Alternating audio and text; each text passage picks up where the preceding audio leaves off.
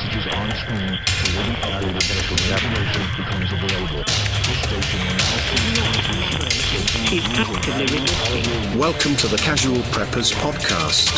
Here are your hosts, Cam and Kobe. Welcome to the Casual Preppers Podcast, the only place for prepping, survival, and entertainment. We are your hosts, Cameron and Kobe, and we are ready to bring survival goodness direct to your dirty little ear holes.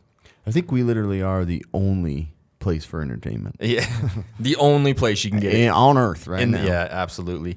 Cameron, again, we have another podcast that's a little bit different today, right? There's some high girth in this episode. There's a large amount of girth in this one. Yeah, we got a lot of stuff to talk about. What are we talking about, though? What is it? So we're kind of continuing with the Cold War stuff, but now we're moving into, civilians, they're prepared. Now we're going to talk about what's the government going to do? Yeah. How are we going to keep that government functioning? Yep. How do they even care about us? They probably don't. They don't, no. So we're going to talk about what they're going to do. Yep, continuity of government today, so it should be pretty interesting. We got a ton to get to, so we're going to cut a lot of the crap to get to the information. But first, guys, today's podcast is brought to you by TacPack, the only monthly tactical subscription box with useful professional-grade stuff inside. Get 10% off your first TacPack with our code CasualPreppers at TacPack.com. And join the thousands of satisfied subscribers today. That is 10% off with our code CasualPreppers at TacPack.com. Yeah. It's only 90% that you have to pay. Yeah. Geez, that's a good percentage. Good gracious. Go check them out, TacPack.com. So today, Cameron, we're talking about COG. A lot of people say COG. What is COG? Well, it's a little gear that goes into the system like a clock. Yeah, continuity of government is what it means. And so basically what that is the continuity of government program ensures the survival of essential federal government leaders and agencies in the event of a severe crisis. And because all are important Yep. in that system. They absolutely Not are. one. And so this sort of, again, came back to the Cold War. It kind of had its beginnings there. They weren't thinking about this back in the Civil War, you know what I mean? They just weren't. So nuclear weapons basically changed the way that the government looks at how they keep going in the event of a war, a crisis, or anything like that. You don't want to cut the head off. No, or any of it off. They don't want to cut anything off. The head's very Have important. the tail flipping around. Yeah, you look stupid. So let's talk about kind of the history and the beginnings of it. Kennedy basically created the program, and this was back in 1962.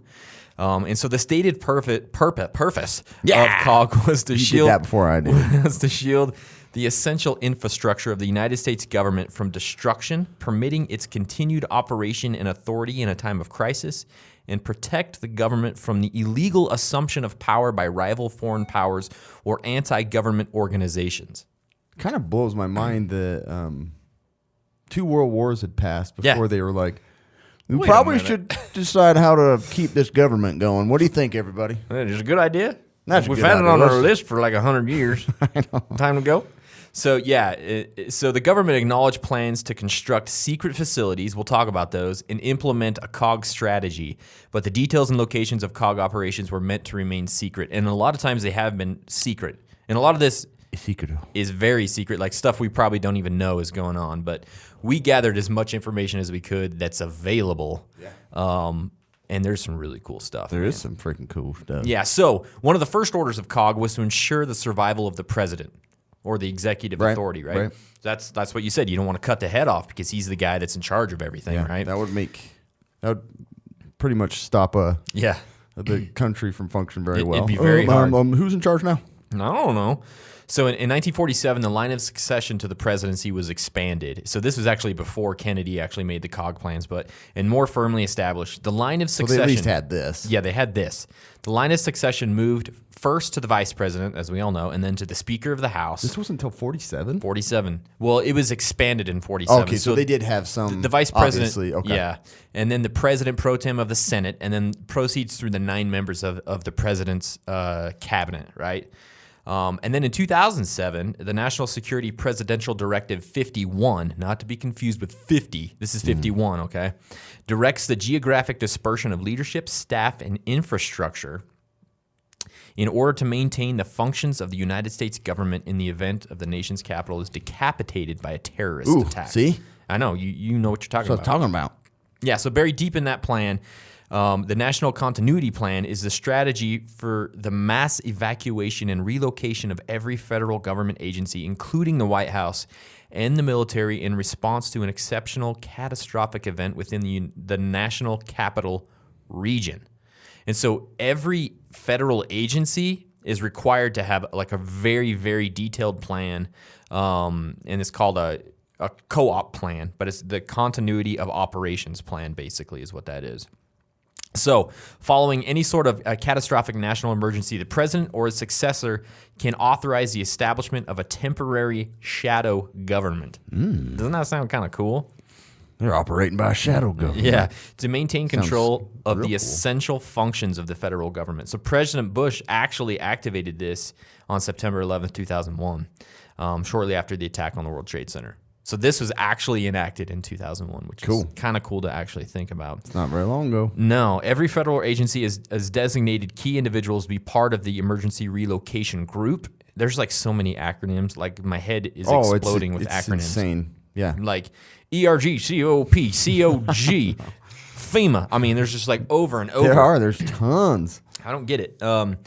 Yeah, so these ERGs, or emergency relocation groups, are assigned to an alternate secure location on a rotating basis and are ready to take over the duty of supporting the national essential functions of this nation in an emergency. So the plans are insanely detailed, Yeah. and they're constantly changing. Like they said, it's rotating. It's really, really crazy. So talking about the Presidential Succession Act of 47. So this is kind of how it looks. I don't know if I'll go through all this, but like we said, Vice President, Speaker of the House, President of the Senate, Secretary of State, Treasury, Defense, General, Interior, Agriculture, and it kind of goes down. There's like a list of almost 20 of these, and at the very end is Secretary of Homeland Security. So all of those people are in line to be president. crazy. Depending on who Imagine dies. if it got to a point, it's like, well, their Secretary of Agriculture is running the country right now. Yeah, It's so crazy. It's absolutely possible. Yeah. So in 2012, President Obama issued 2 executive orders that would greatly expand the presidential powers in the event of a national emergency. So this is key to listen to, because I think this part right here is crazy. In March of 2012, executive order gives the president the authority to commandeer all U.S. domestic resources, including food and water, and seize all energy and transportation infrastructure within the United States. That is freaking crazy, and he was able to do this by executive order. The order also allows authorities in the U.S. government to force its citizens to fulfill labor requirements for the purpose of national defense. Wow. Basically, make us all slaves. Yeah. Is what they're saying. Yeah. Right? That's So that crazy. goes along kind of with that martial law. It really does, yeah. Guess what? You're going to be watching airplanes all day. Yeah. You're part of, what was it called? I can't remember. Skywatch. Skywatch. I'm like, all right, Oh, okay, I'll do that one. I'll do that one. That And sounds you good. are sandbags. Yeah. Oh, dang it. Damn, I want Skywatch. We want the whole coast to be sandbagged. Yeah. And so that is just really, really crazy. And also, crazy. it gives the Department of Homeland Security authority over private communication networks in emergency situations. Wow. So our local company here could be taken over by the U.S. government like that in an emergency. Crazy. That's just, Guess what? We control you now. yeah. Yeah, no more unlimited data plans. Not happening. Guess what? You're going down 0.5 megabytes up, Yeah. down. Seriously, that's what they could do. Yeah, Is, you know, to give Priority to the priority government to their to their functions. So it's kind of crazy. greedy. So one of the other things that they've set aside is something called designated survivor, and I don't know if you've seen. There's a show on Fox. I think it's on Fox. It's got the vampire guy in it. You know, Yeah. Kiefer's in it. Kiefer Sutherland's the president. So he was actually the designated He was survivor. a young man when he died as a vampire. He was, yeah. So in the United States, a designated survivor, or sometimes they call it designated successor, is an individual in the presidential line of succession. So that whole line of people that I talked about in the president's cabinet, any one of these people can be the designated survivor. And it's usually a member of the United States cabinet who is arranged to be at a physically distant, secure, and undisclosed location when the president, the vice president, and other officials in the line of succession are gathered at a single location. So this happens every single year at the State of the Union address, right? So everybody is all in one place when that happens. So if a bomb goes off, pretty much like everybody in the government is dead. Like everybody. That's anybody is dead, right? I mean, all the judges are there from the Supreme Court, Yeah, that's everybody crazy. in That's a Congress, lot. the House of Representatives, the Senate, pretty much everybody in the cabinet. Like this year, he chose Secretary of Energy, Rick Perry. So he could have been the president. That's like that. That's nuts. It's just crazy to think about. So I'm sure before that they're like, I don't want to go to this. Come on, designated survivor, sweet. I just got a text. I could popcorn in a bunker, baby. That's what I'm doing. During that, they just like sitting in the theater watching the movie. I know. Oh, I don't have to do anything today. It was the greatest. So, so they'll go to a bunker in case that building blows up. They're going to live, and they will now be in charge Think of... they actually stick him down in the bunker? Yeah, they put them in bunkers usually. Yep. They're Makes very... sense. Yeah, it Wipe does out make the sense. surface. So they have some very, very detailed plans, especially when it comes to the president. And we're going to talk about every orifice of this freaking plan because there's a whole bunch of different parts to it. So we're going to talk a little bit about right now about evacuating the president. So most of the time, the president is in the White House, right? That's his house. That's where the president lives, Cameron. I believe so. Yeah, that's where he's at. It's a White House. So It's I've in heard. Washington, D.C. So the president would evacuate via the White House tunnel system. Did you know they had that? You do now. The Marine One hangar to the Marine One hangar at the Anacostia Naval Support Facility. So that's where they keep old Marine One, apparently. And that's a chopper. Yeah, it's a chopper. His ultimate destination would be on board the E-4B National Airborne Operations Center. And I think you know a little bit about that, Yeah, right, I'll Cameron? talk a little more about the specifics of transportation beyond that. And so that's basically, it's a crazy So militarized they put him in the plane. air as fast as possible. Yeah, they get him right in safest the air. place. Yep, exactly. So the tunnel systems, the work first began on the secret White House underground tunnel system back in the 1950s under Truman. Truman got a lot of this stuff started. I know, that's crazy. Well, I mean, it's the 50s. That's when Yeah. the Cold War was going. when they knew that that's when the nuke was bomb. being developed, they're like, "Ugh, Yeah, this is bad. this looks horrible. Why don't we bury ourselves? Yeah, so during that time, a tunnel was built underneath to connect the West Wing to the East Wing and provide access to the bomb shelter that they had under there. And then in 1987, another tunnel was built during the Reagan administration to protect the president in the event of a terrorist attack. This tunnel allows the president to access a secret staircase outside the Oval Office by pressing on a wall panel to reveal and open a secret door. That's cool. Good gracious, that's cool. President Reagan was like, "You make it cool. Seriously.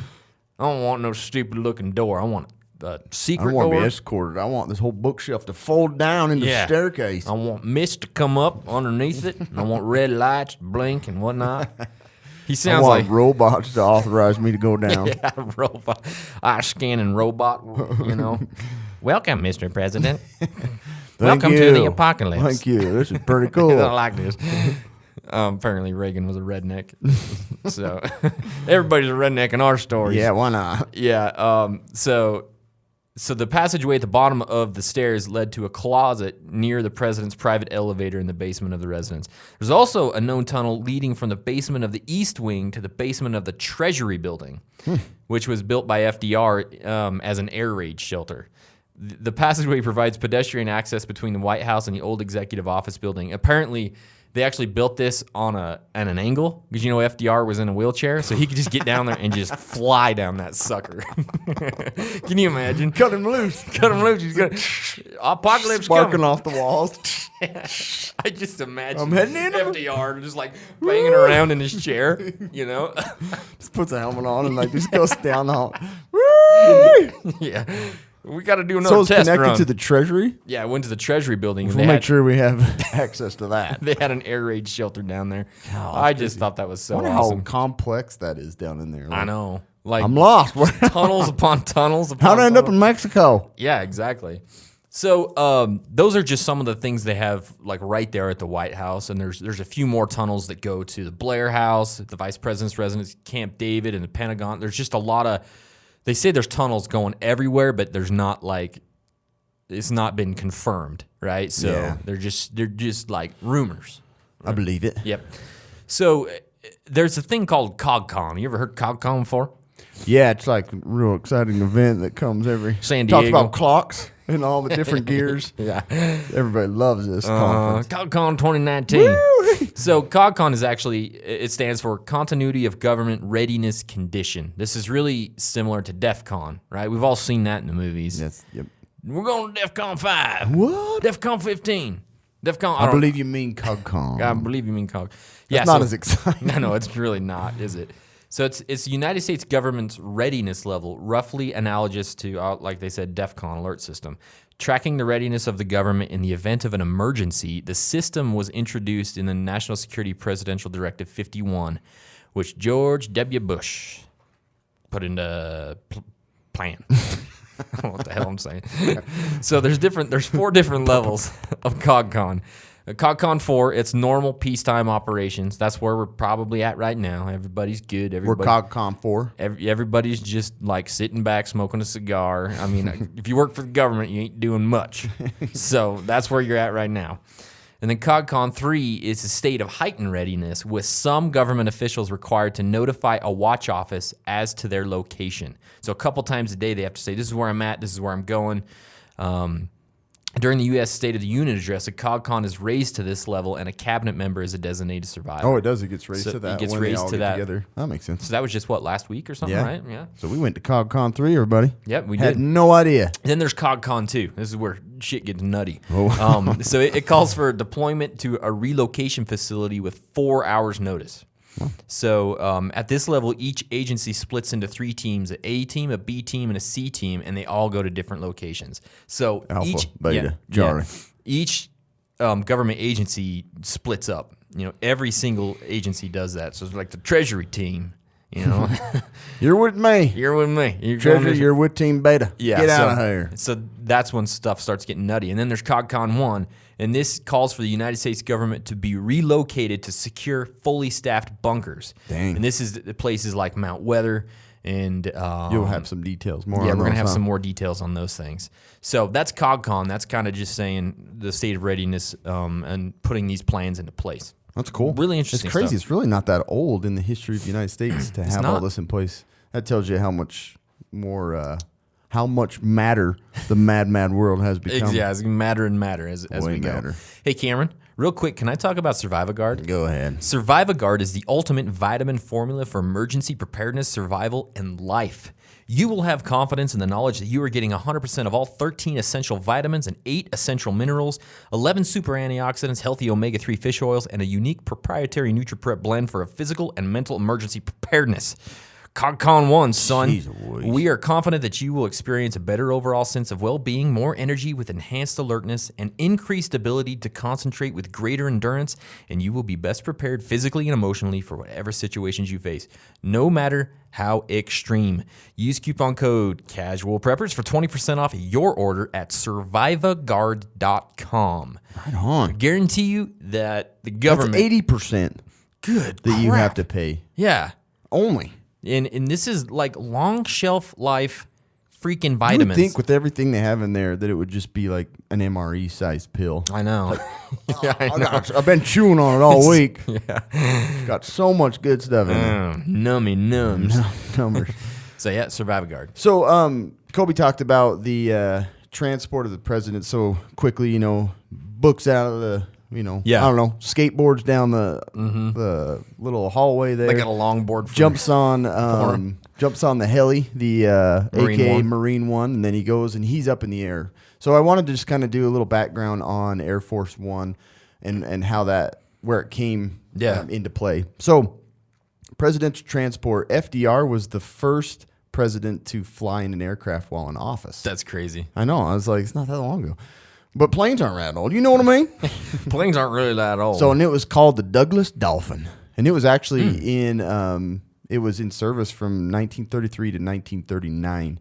And then, I don't know what happened to it.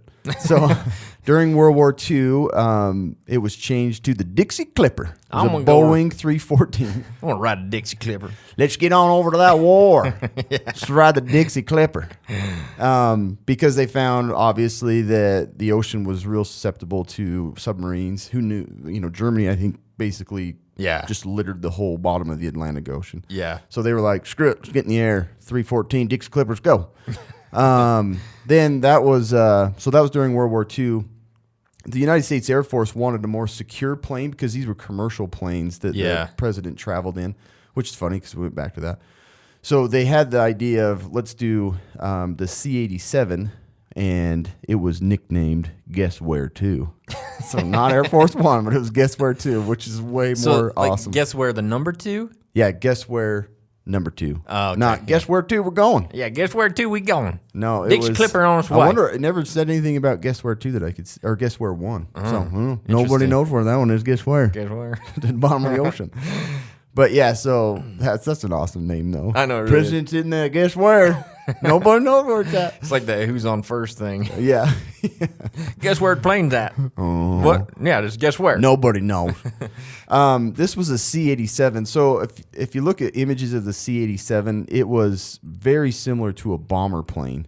So really? they kind of were thinking, probably getting the wrong message here. President's coming in. That's just our president coming in.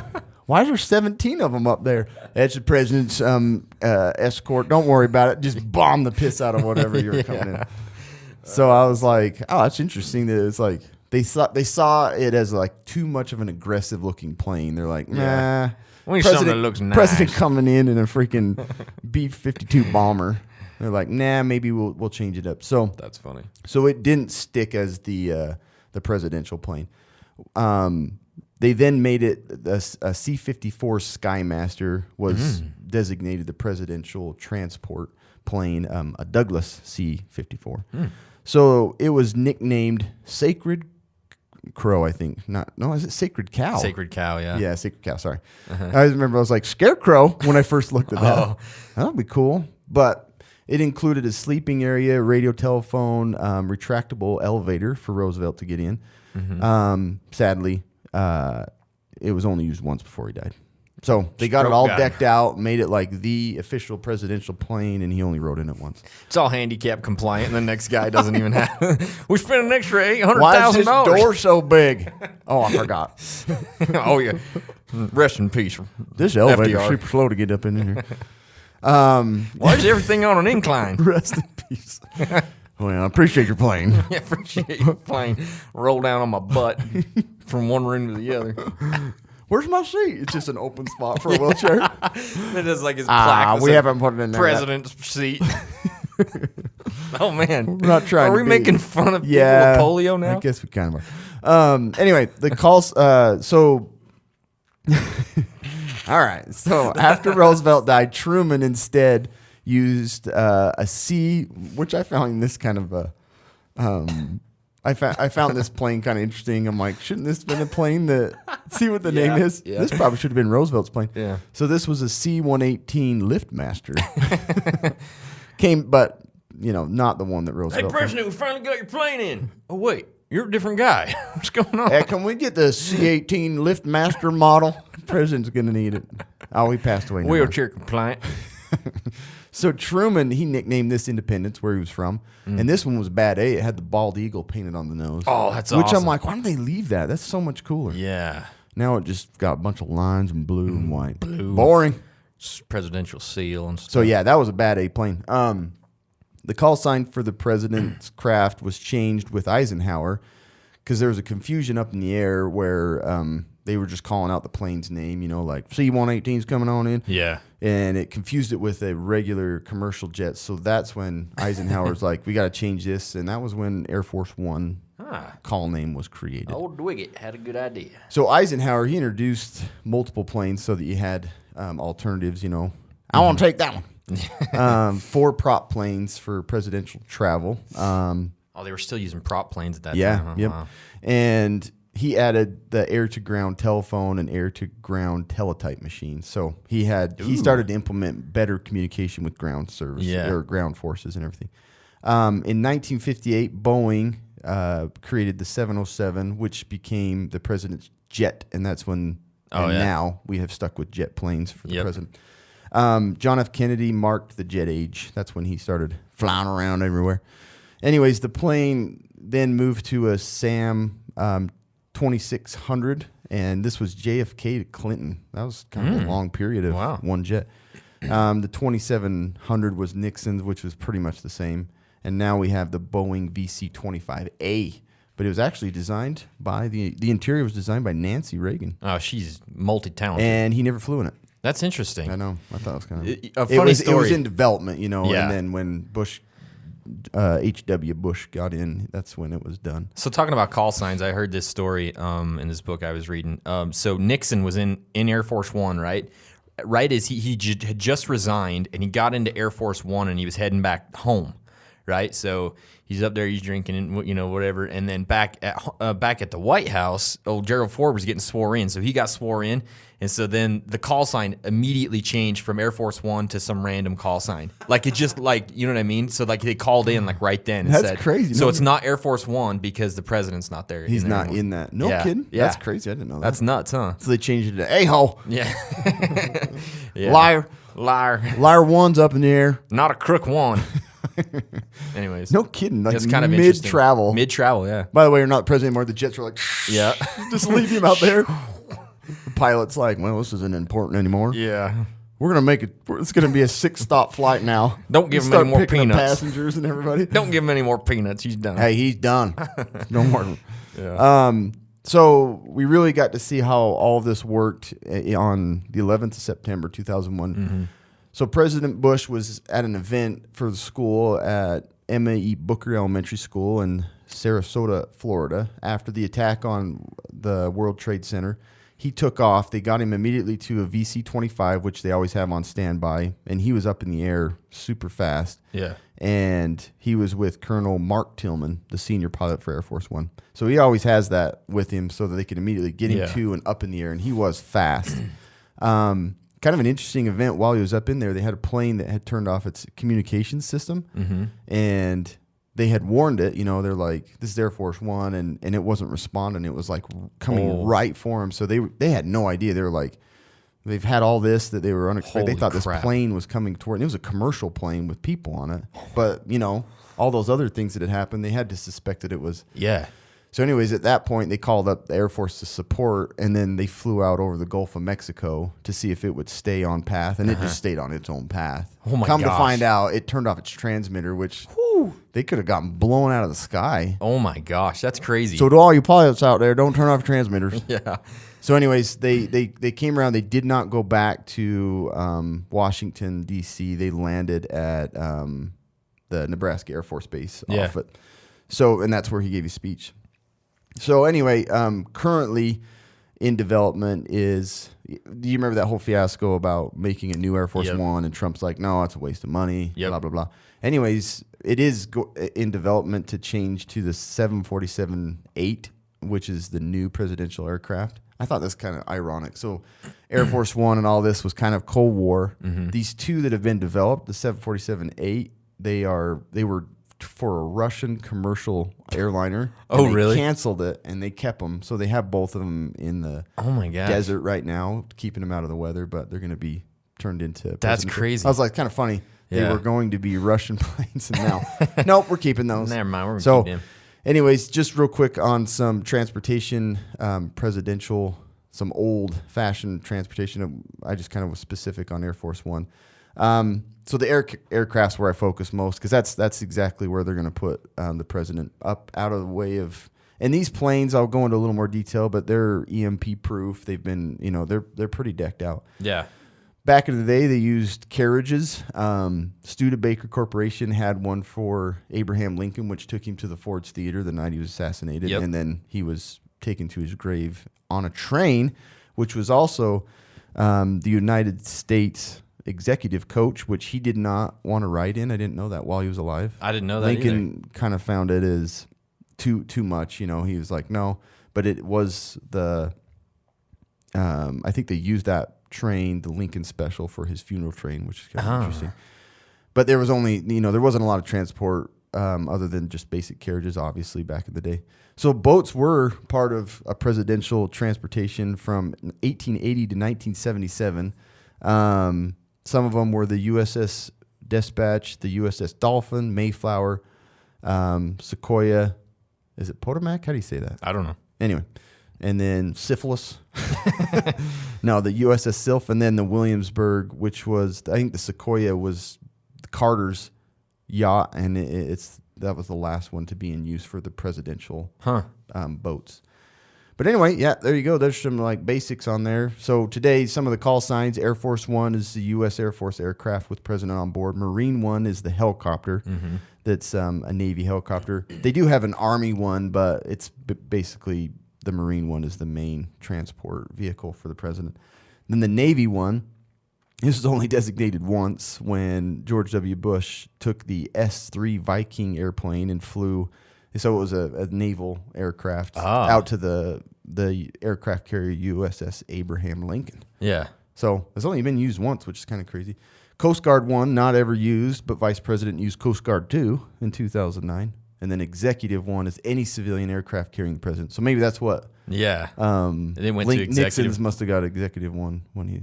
Anyway, that's interesting. So there's some basics on Air Force One and what the president uses to get up and out of all the chaos. We didn't go into cars very much. No, I didn't. Yeah, I didn't so touch on those. there's just like an interesting story about the first time. Motorcade and stuff. Yeah, so like the first time, let's see, I think this was right after December 7th, 1941.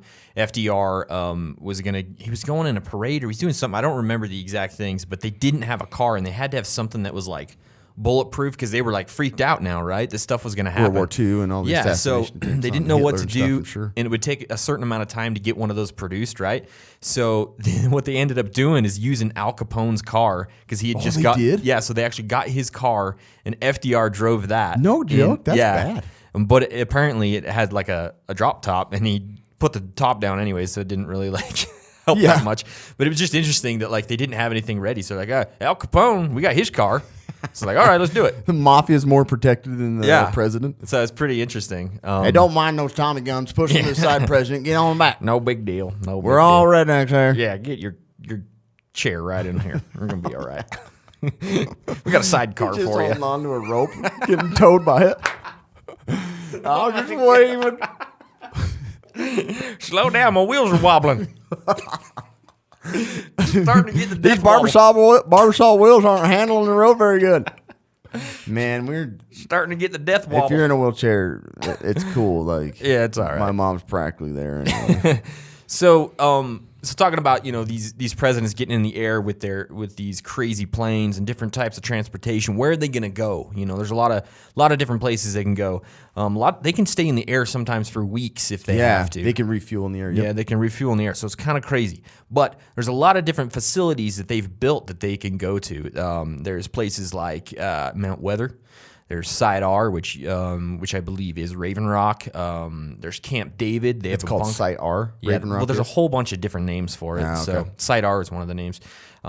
There's bunkers at Air Force bases. So I just want to talk quickly about some of those bunkers that are available and some of those operation centers. The first one is the Presidential Emergency Operations Center, or PEOC, as it's more aptly named. So basically, this was originally constructed by FDR again during World War II. It was built to withstand nuclear weapons, and it was likely to be the president's evacuation point if there was an ICBM, an invasion, a terrorist attack, zombie apocalypse, anything like that. This is where they're going to go. So it's not the same thing as the Situation Room. A lot of people think that that's what the Situation Room is, but it isn't the same. The Situation Room is in the basement of the West Wing. It does have several television sets, telephones, communication systems, all those types of things to keep the government going during an emergency. Or if there's like during a breach of the White House, that's where they would probably go. The president and other protectees will be relocated to the executive briefing room next to the PEOC. Didn't you say, just to bring it up, didn't you talk about like the access codes to like nuclear strikes are still like dated back to 1970. Remember you saying like, man, I don't remember the computer systems or something. Oh like yeah, they're super freaking old, like still. Really old computers. Yeah, that was. We talked about that a long time ago. Yeah, launch. Floppy disk crashed. Hold on. Yeah, I don't. Yeah, there's something like somebody's got number munchers in here. Yeah, somebody like some of the systems are super old, but I'm guessing that those ones are changed. I would hope so. Yeah. So actually, better have LED TVs in there. During September 11th, Dick Cheney, Lynn Cheney, Condoleezza Rice, all those guys. They went into the PEOC. That's where they went because they were all at the White House when that happened. Another facility is Raven Rock, the one I was just talking about. It's known by a lot of names: Site R, the AGCC, the ANMCC, the MCCC, the USAGRR. I mean, No kidding, it's got all those names. The Underground Pentagon, the Little Pentagon, the Backup Pentagon, the Rock, or Harry's Hole. That's another one of them. They call it, well, because Harry Truman's the one that made it. Hey, I'm going into Harry's Hole this weekend. What? Yeah. It's pretty nice. Excuse me? My name's Harry.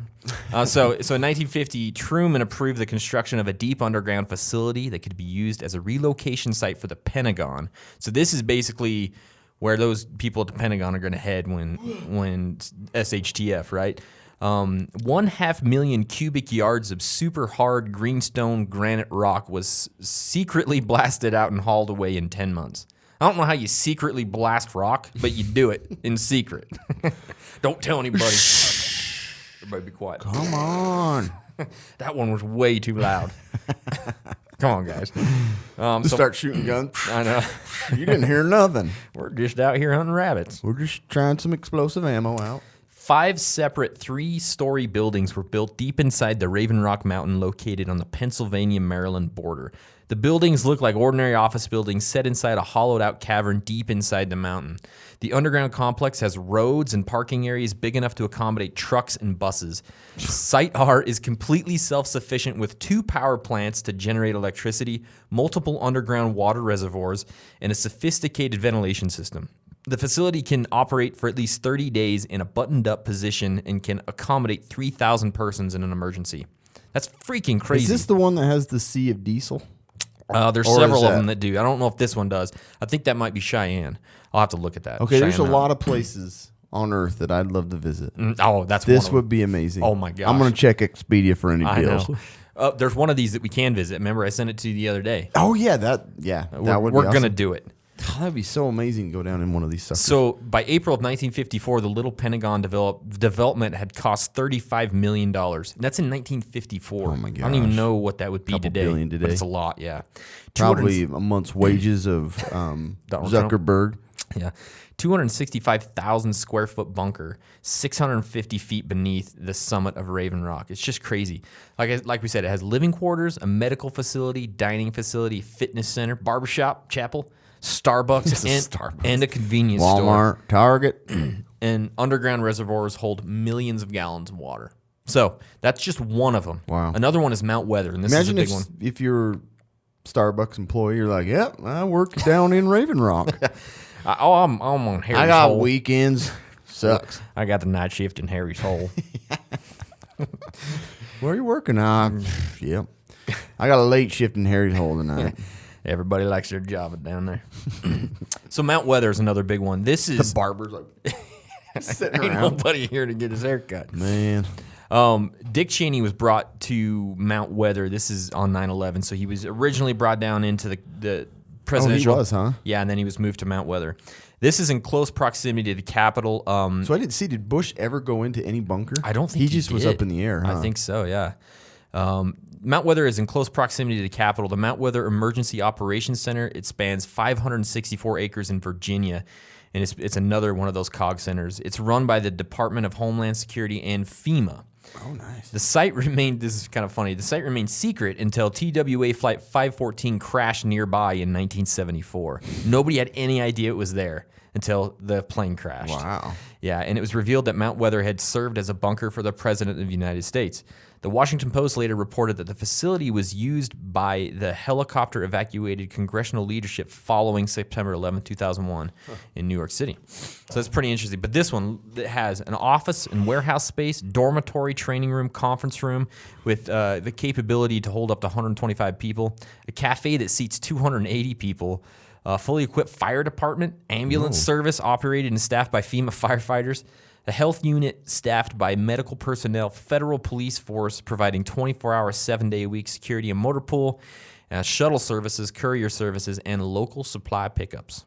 I wonder how all that works. Do you think those people have like their regular jobs just their local, and I then don't they know. move them all in at the I'm not sure. drop of a hat. Yeah, possibly. Like, by the way, you got to go to work Yeah. down deep inside. Mount Weather has its own leaders, its own police and fire departments, and even has some of its own laws inside of it. Dormitory. No one's ever been allowed. Hey, lights out, everybody. It's 8 o'clock. Time to sleep. No one's ever been in, but in '91, Time Magazine published an expose after talking to one of the facility's retired engineers. He described a sprawling bunker complete with mainframe computers, air circulation pumps, and a television and radio studio for post-nuclear presidential broadcasts. No one's ever been allowed to tour, huh? Yeah, and the National Gallery of Art There's actually... a Playboy shoot down in there. Yeah. The National Gallery of Art is rumored to have developed a program to transport valuable paintings to the bunker in the event of a disaster. So that's where they think they're going to take those. So NORAD, that's another one of these. This is Cheyenne Mountain. This is the one I think you're thinking Yeah, I think about. it is, yep. So this was built in the 50s. The government decided to build a hardened command center for a control center as a defense against long-range Soviet bombers. It was built inside Cheyenne Mountain near Colorado Springs. Housing other military operations included the U.S. Strategic Command, U.S. Air Force Space Command, and U.S. Northern Command. There are 15 buildings inside the mountain. That's insane. 1 mile inside from the opening and 2,000 feet down from the top of the mountain. You can't even just walk in there. You have to take a bus from the opening. That's insane. The buildings are on 1,300 giant springs.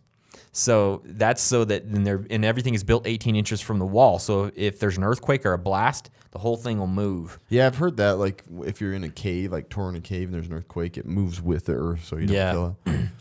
There's 2,000 feet. That's a long Keep way. digging dude. until you hit lava, and then just plug it up. And Exactly. There are two 23-ton blast doors between the main tunnel and the office buildings. Jeez. Yeah, that's pretty crazy. So wasn't that in the last Star Wars? I think so. So during the Cold War, one of those blast doors was always shut. They would never have both of them open. So if you were going in, you'd have to go through one blast door, shut open. it, open the other Like one, an go airtight through. chamber. Yeah, exactly. There are the workers in Cheyenne Mountain don't have windows with offices because all they would see is granite, obviously. However, they have some perks inside the mountain, like a workout facility, a spin gym, hospital, Just chapel. open your blinds. Oh, ain't nothing out there. Weather outside looks nice. So there are 5 lakes inside the mountain. One lake is filled with diesel fuel, and it's sealed behind a closed wall. Can you imagine a lake of diesel? That lake is really stinky today. One is used for drinking water, so don't mix those 2 lakes up. The other 3 lakes are industrial lakes. The water in the industrial lakes is used during peacetime for firefighting or whatever is needed. What? Yeah. They're just like industrial water, like, they're not drinking water. Okay. Yeah, Potable water, as my Yeah, dad would potable water. Yeah, it's built to handle an EMP. So if there's an EMP, everything down there's hardened and it's safe and good to I go. bet, man. It's Yeah. got to be 2,000 feet. Yay. Yep. And this was the same one that you saw on War Games, the movie from 1984 or whatever that was. I don't know. There's another one that's called Mount Pony in Culpeper, Virginia. I'm not going to get into that too much other than it's 75 miles south of Washington. It's for the Federal Reserve, and they basically have $4 billion in there. Oh, damn. Yeah, a bunch of it's $2 bills because nobody was using those, so they just kept them in there. Thought it was kind of funny. You're going to burn it all? Nah, put it in Mount Pony. Put it in Mount Pony. It'll be good. Ain't So nothing this else. is the one I want to talk about is Greenbrier. That's the one I sent you. You can actually go tour right now. That's cool. Yeah, Project Greek Island or Greenbrier was a covert agreement between the U.S. government and the Greenbrier Resort in West Virginia, and this was in the 50s. The hotel was to serve as the government continuity destination for the legislative branch.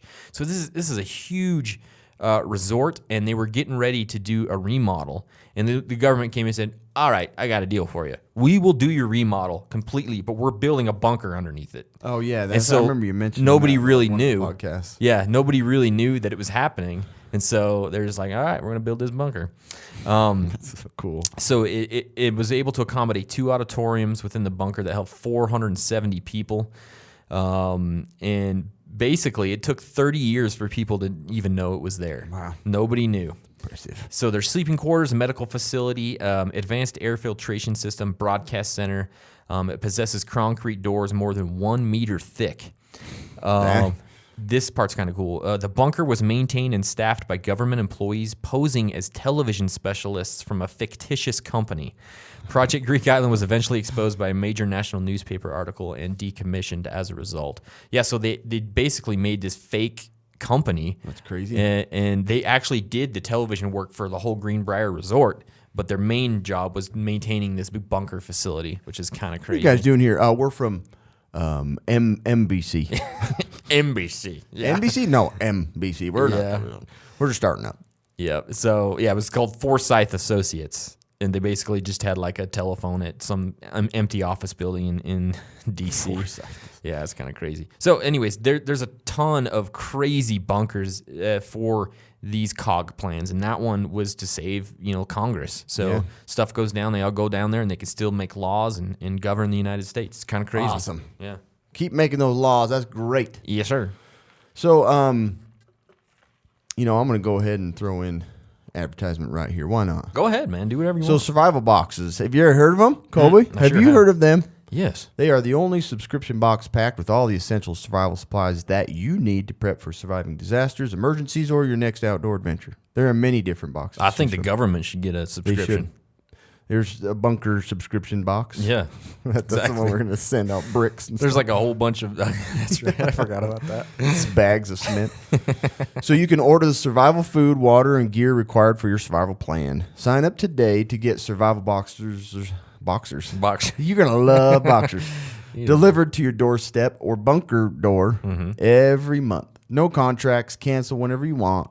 Use promo code Casual Preppers for 10% off your first box on any subscription or store order at survivalbox.com. Check them out. Seriously, we love them. They're so cool. But use our code if you're going to do it. Yeah. Don't be a dummy. No and need don't to use pay the code. 100%, only 90%. That's right. I've thrown out a lot of percentages today. I know you're all confused. Feels like statistics. It's hard class. to break it down. Yeah. So during the event of nuclear attack, so communications is key. Reestablishing communications is one of the most critical components, not only of disaster relief efforts, but also homeland security, irregular warfare, and defense operations. So you sever the communications, you got a lot of problems. A ton of problems. A lot of problems. And it was a problem. Yeah. So I wanted to just talk about some of the old stuff during the Cold War that were implemented to kind of help civilians as well as, how to detect a detonation maybe quicker than by, telecommunications or whatever you do. Yeah. So they had the bomb alarm system, which was a little box that had a light on top, and it was in the U.S. and the U.K. network of optical bang meter sensors, but with an H in there. Hey, baby, I want to make that bang meter go off big time tonight. What are we going to call this to detect a nuclear bomb? Bang meter. That's a good one. That's called a bang meter. Put it next to my bed. Put it on a bedpost. Yeah. So, Baby, you make my bang meter go off. it was intended to confirm. BHANG. Yeah, I like that. I know. Then your wife won't think that you're dirty. Yeah. Let's not be dirty about it. Let's make it's it really bang. spelled B-H-A. Yeah, it has an H in there. Yeah. Bang meter. Bang. They were intended to confirm the detonation of an enemy nuclear weapon near cities or military installations. So they would be sensitive to the flash, and then they would send out the communication that there was a detected nuclear bomb explosion. That's crazy. I know, it's kind of weird. They had them in Greenland too. The other thing was the National Emergency Alarm Repeater, which is a little 2 by 3 inch box, or 2 to 3 inch box that was plugged in to the standard power outlet, and it would receive special signal sent over electrical transmission lines. It got taken out of service when the emergency broadcast system came into play. But the thing about it was the NER was independent of any the television and radio, so it actually was better. Was actually a better system, but it just fell out of use, and they took them all and just got rid of them all after. Dang, I'd like to have one of I know, those. me too. The other thing, the Ace High, this was more of a NATO radio communications system. that dates back to 1956. This was kind of more of a joint effort for Europe and the United States to kind of communicate over the countries for any of that crap to happen. This one I thought was interesting. The Mobile Electronics Rocket 6A, or the MER 6A, or Emergency Rocket Communication System, ERCS. So this was basically a radio transmitter that they mounted on top of a Blue Scout rocket and would shoot it up in the air. What? I don't know how this couldn't be mistaken, you know. They're like, Russia's like, they shot the missile up in the air. Oh, what is that? That sounds I can't ever do that. Austrian or something. What is this system? But they would shoot it up, and it would basically, with the elevation and altitude, it would be able to broadcast, had clear signal. But I'm like, man, to be shooting a rocket off during the Cold War, wouldn't that give the wrong impression? It might. Don't worry, those aren't coming at you. We're testing our communications. It's like, holy crap. Yeah.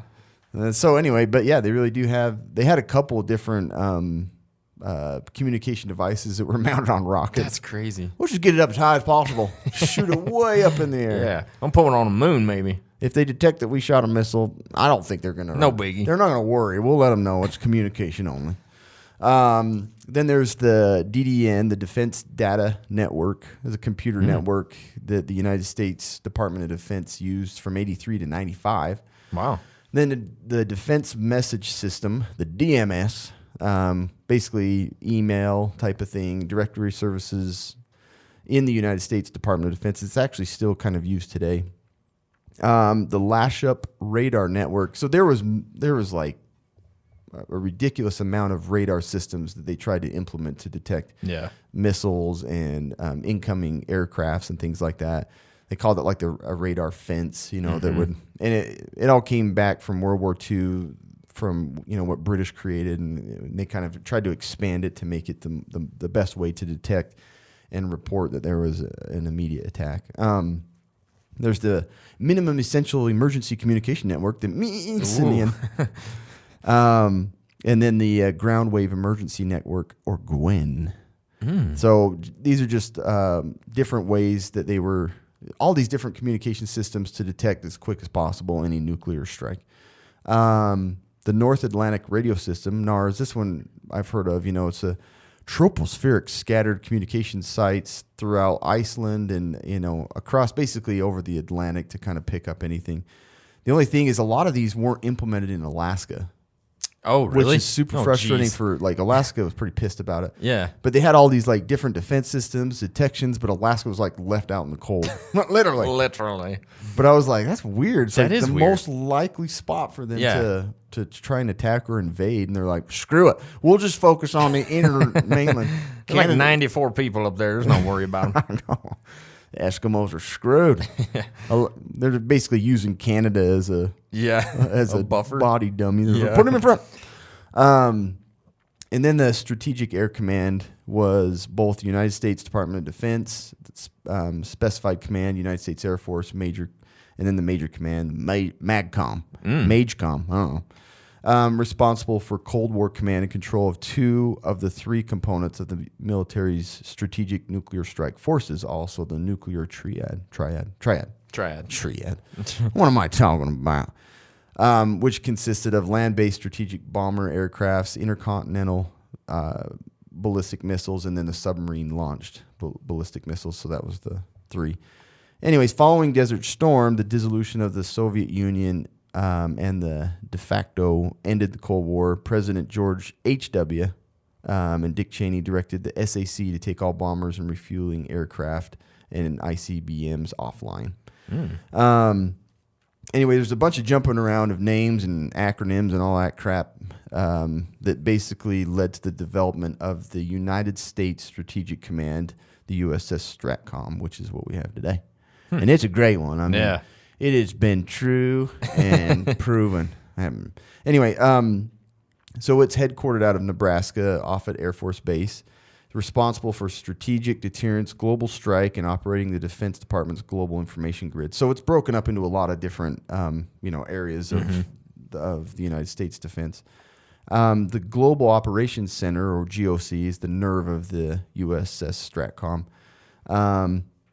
and is the mechanism by which is exercised operational command and control of the nation's global strategic forces from that area. Now, it has a connection to the USS. Okay, so the Strategic Command Airborne Command Post, also called Looking Glass, it allows the communication between that Air Force base, the USS Stratcom, and the air. Oh, okay. So Looking Glass, real quick, the code name for an airborne command control center operated by the United States. It's an E-6B Boeing. This actually the president can actually board this thing as well. But it has basically all command units within it. It's basically a mirror, and that's why they call it a looking glass, to mirror the command post on the ground. Yeah. It does both. So if you got the president up in the air, that's usually up in the air at the same time. This is insane to me. So the EC-135 looking glass aircraft was airborne for 24 hours for 29 years. Yeah, it's insane. Just barely have they just kept it on the ground. I'm like, so they had two of them, or two or three of them, yeah, right? they do. They have four. Oh, okay, now. yeah. So one would be in the air and it'd be ready to land. The other one would have to be up before it would land. It's insane. I'm like, there was always Yeah. a command center just flying around. I can't imagine how much we spent doing that. Oh my gosh. So they're grounded now. They have them ready to fly at any point. One thing that was interesting, I might mention it down here later, but I guess the Air Force One has a special system in it that it can take off like literally vertical. I've heard about that. Like they said that it is insane how fast it can get up to altitude of like 10, 20,000 feet, like a fighter jet. Yeah. I'm like, that's insane. Anyway, so yeah, they get the looking glass, which is basically mimics what's on the ground for the operations center for strategic command. So all the planes communicate. They all have these really fancy communication systems. So that's how they've kind of developed over time. We went from like some more civilian stuff. We don't have a lot now other than the emergency broadcast system. Yeah, there's not much. But yeah, communication system is highly complex and sophisticated between all the aircrafts and the president and ground center command. So, so just real quick on Air Force One, the Air Force One they just remodeled them and put on, there's like these little humps you can see on Air Force One, and that's the like the brain of all the communications. They just updated those, and the new humps feature a multi-role tactical common data link, which is the MRTCDL, probably in your latest iPhone. I don't know. Yeah, probably. But this is kind of cool. This communication device uses KU band line of sight channels, and every device that actually has access to internet or cellular can access this. So if for some reason everything got wiped out and somebody was using a cell phone to communicate with the airplane, well, Night Watch is the other one, and I'll tell you real quick what that is. But yeah, any of those, either the Night Watch, which is the E4 Advanced Airborne Command Post, that's the one that is commonly the other airplane, the Air Force One, instead of Air Force One, which is more civilian based. The E4 Advanced Airborne Command Post is a military based one that the president also has a suite, and it's protected from EMPs. Oh, cool. That one is called Night Watch, and then the Looking Glass is more the basic big sucker that just always is up. He's not as likely to be on that one, but can be. Anyways, they have these updated communication devices where they can communicate with the ground via cell phone, iPad, whatever it is, to keep in contact with the ground forces while they're up in the air. And then, so Night Watch, I thought was kind of interesting. It originates from the richly detailed Rembrandt painting, The Night Watch, that depicts local town folks protecting a town. That's where they named it that. Yeah. So anyways, so you've got Air Force One, that's usually the VC-25, and then you've got, I wanted to look at that picture. I don't know how to look it up. Then they have the E6, which is the looking glass that's basically a flying military Air Force base. And then you've got the E4 Night Watch. So yeah, you've got all these planes. I think there's 4 Air Force One. There's 2 Air Force One. There's always one on backup, one in the air. Yeah. And you've got 4 of these Night Watch. Jeez. And then you have the Looking glass. The looking glass that's like always ready and standby. I think there's 2 or 3 of those, but That's insane. so it's pretty insane. I mean, the communication system is obviously the highest priority for the U.S. government, and they have in every way, in every form, a way to communicate with the ground. If you know, no matter what, it gets wiped out, those bunkers can still communicate with the president up in the air. That's awesome. Pretty That's fascinating. crazy. Yeah. So what we have as the public is basically emergency broadcast system, Yeah. or the national warning system. Which is still cool. I mean, it's a good it is, thing. and it's a lot more sophisticated than just what it seems. Yeah. and it's actually operated and fully funded by FEMA. So Oh, yeah. our Makes Homeland sense. Security and Yeah. Defense. Today, the system consists of what is essentially 2,200 plus telephone party lines. Really. Party line. That's crazy. So anyway, a little bit on the communication side of Yeah, post that's and nuts, new. man. So early COG, there's been a lot of crazy things that have happened throughout the development of COG procedures and things like that. These are just a few things that I thought were really, really interesting. So the post office was going to be the agency, in case anything happened, that would be in charge of registering the dead and figuring out who was still alive. Oh, wow. So that was kind of their, in a disaster or in nuclear war situation, they were going to register the dead, in part because the post office knows where people live and they understand who was left. It makes sense, right? I don't want to go to that mailbox if they're gone Yeah. and dead. So you would arrive at a refugee camp after your cities had been destroyed, and you would have been handed a Form 801 from the post office, which were pre-printed in millions and millions of quantities and located in post office around the country throughout the Cold War in the event of an emergency. I wondered how they were going to try and keep Yeah. tabs on every human being still alive. Yep, and so then the Park Service would actually been the agency that would have been running, in many cases, the refugee camps, because the thinking was that the Park Service land would be largely untouched by nuclear war, which again makes sense. You're going to live in Arches National Exactly. Park. And so not even nuclear war was going to stop taxes, Cameron. The IRS had all their plans for how they would levy taxes on nuclear damaged property and how they would raise revenue to keep the government going. So even if it was damaged by nuclear war, they were still going to tax it in some way. That is freaking nuts. That is the nuts. Federal Reserve built a bunker in Mount Pony. We talked about that, where they kept $2 billion in cash, and would have been enough money to keep the economy going for 18 months, which was the length of time. Do they not have that, or has it been relocated or allocated somewhere else? They still have that. It is still there. Yeah, it's a different amount of cash now, but $2 bills. yeah, $2 bills. The National Archives sat down and decided that they would have, in the event of a nuclear attack, they would save the Declaration of Independence before they saved the Constitution. So there was an order of how they would save Really? our founding documents. Yeah. And the Library of Congress sat down and ranked their collection and decided that they would save the Gettysburg Address before they saved George Washington's military commission.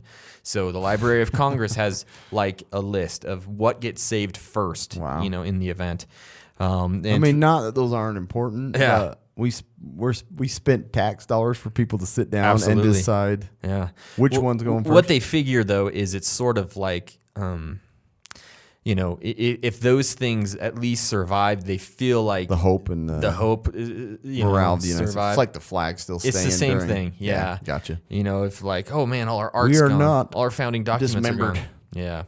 And the last thing, throughout the Cold War, there was even a specially trained team of park rangers in Philadelphia whose job it was to evacuate the Liberty Bell in the event of a Soviet Oh yeah, threat. you were saying that's crazy. And so they had a place that they would take it up in the mountains in this little bunker, and that was their only job. There was 3 or 4 Park Service guys that they were going to go do that. Isn't that nuts? that's nuts. That's freaking Honey, nuts. here's the directions to the bunker. I gotta go take care of the bell. Yeah, exactly. So guys, that's what we have today That's an insane COG. history. I know. Isn't that fun stuff though? I love the fact that it's like you're devastated sitting down in a bunker. My family. Guess what's the IRS? You haven't paid your taxes. Yeah, your What? your farm's gone, but it's still getting taxed. I know. Whatever you have left in your bag, give it to me. Yeah, it's crazy. Man, that's insane. yeah, so we just thought that was really, really interesting stuff. And as Well, a we always prepper- talk about disasters, and it's Yeah. like, what is going to happen? How does the government stand during any of this, or do they have Yeah. a plan? They sure do. They do, and this is obviously just the tip of the Oh, iceberg. it's insane how much information there is. We could go on for 3 hours on this. There's stuff. books on Air Force One just in Yeah. the details of how that all functions. I mean, Exactly. It's cool though. It's pretty cool. It's fun stuff. So, guys, thank you for listening. Make sure you're subscribed to the podcast. Make sure you follow us on Instagram, Facebook. Make sure you subscribe to the YouTube channel because you can get this in video form as well. I think our next podcast will be back to kind of our standard format of prepper stuff. That's right. We just kind of wanted to deviate a I little thought bit. that was awesome. So, Freshen it up a little bit. Good times. Anything else, Cameron? nope, I'm done. All right, guys. See you next time.